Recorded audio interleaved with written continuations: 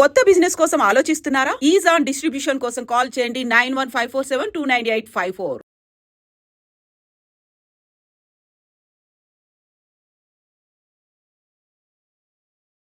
నమస్తే, welcome to healthy conversations with ఐడ్రీ media.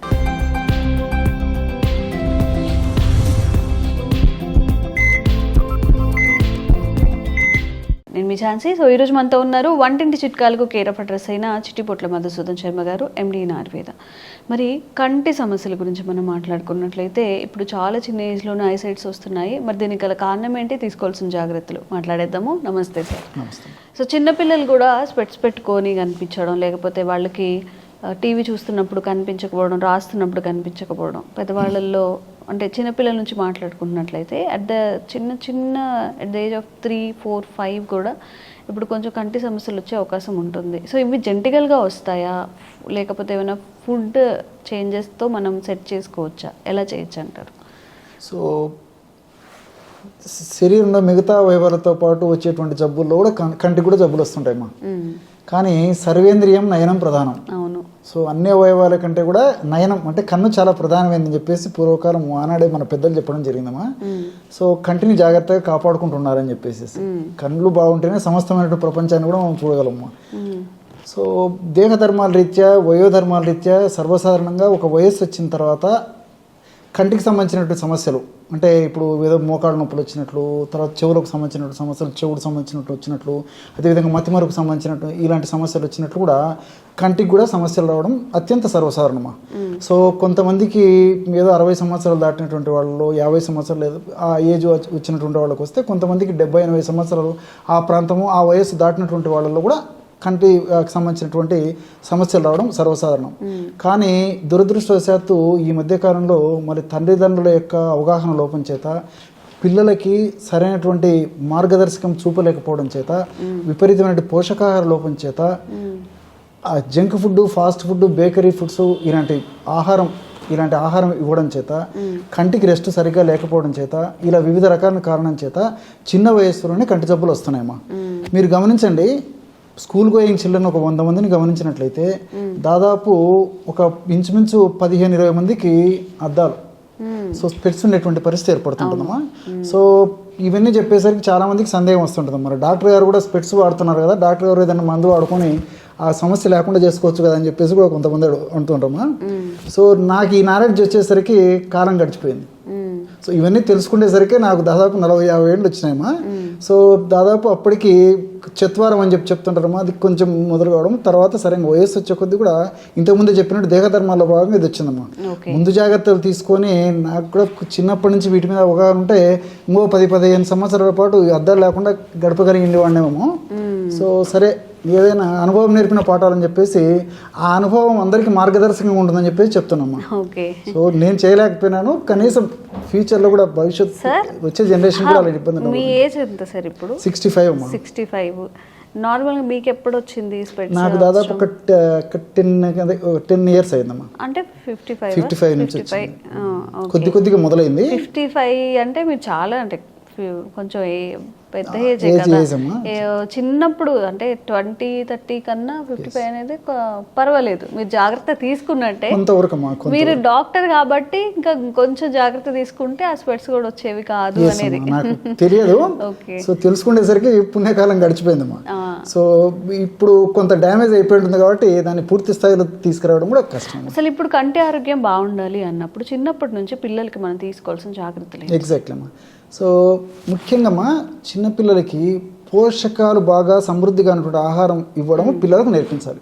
అంటే పోషకాలు ఉండేటువంటి ఆహారం అంటే బాగా ప్రోటీన్స్, అదేవిధంగా ఈ మైక్రోన్యూట్రియంట్స్, కొన్ని రకాలైనటువంటి విటమిన్స్, ఖనిజాలు ఇలాంటివి సంపూర్ణంగా ఉండే ఆహారం చిన్నపిల్లలకి ఇవ్వాలమ్మా.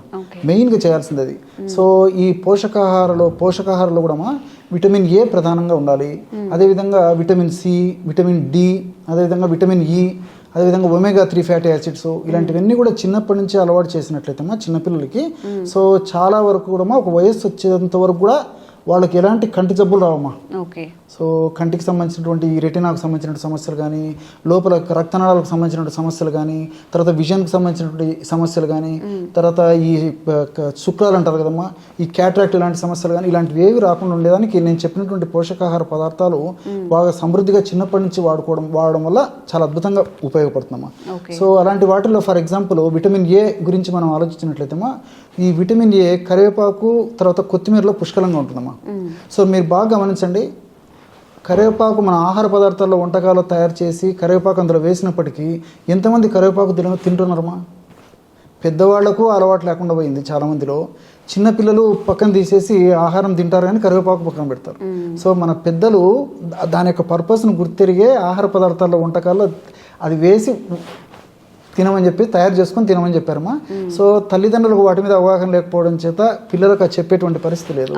సో కరివేపాకు పొడి రూపంలో అంటే అస్సలు తీసుకోరు. ఇలా విధంగా మనం కూరల రూపంలో దాంట్లో రూపంలో చేసినా తీసుకోకపోయేటువంటి పరిస్థితి ఉండడం చేతనే చిన్నపిల్లలకు ఈ సమస్య మరీ ఎక్కువ అవుతుంది మా చిన్న వయసు నుంచి. అదేవిధంగా కొత్తిమీర కూడా చాలా అద్భుతంగా పనిచేస్తుంది. దీనితో ఆకుకూరలో కూడా మంచి విటమిన్స్ మినరల్స్ ఇవన్నీ ఉన్నాయమ్మా. ఫర్ ఎగ్జాంపుల్ ముఖ్యంగా అందరికీ అమ్మా, పిల్లల కంటే ఇప్పుడు అందరికీ కంటి సమస్యలు వస్తున్నాయి కాబట్టి అందరికి ఉపయోగపడేవి చెప్తుంటాను. సో పొన్నగంటి కూర అమ్మా. పొన్న అంటే బంగారం, గంటి అంటే కన్ను.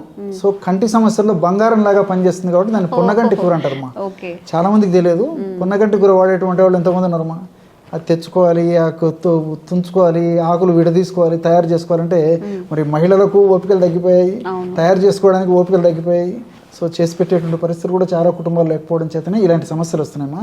సో మెంతాకు కానీ, పున్నగంటాకు కానీ, తర్వాత ఈ తోటకూర కానీ, అదేవిధంగా కొత్తిమీర కానీ, కరివేపాకు కానీ, ఇలాంటివన్నీ ఆహార పదార్థాల్లో వంటకాల తయారీలో పుష్కలంగా వాడుకోవడం వల్ల చాలా అద్భుతమైన ఫలితాలు కలుగుతాయమ్మా. దీంతోపాటు విటమిన్ సి మనకు దేహంలో ఎక్కువ రోజు నిల్వ ఉండదమ్మా. ఏ రోజుకి ఆ రోజు అయిపోయి దాని పాత్ర. సో ప్రతిరోజు మన దేహానికి విటమిన్ సి అందిస్తుండాలి. సో విటమిన్ సి దేహానికి ప్రతిరోజు అందిస్తుండారంటే కనీసము రోజు ఒక జామకాయను తింటా ఉండాలి.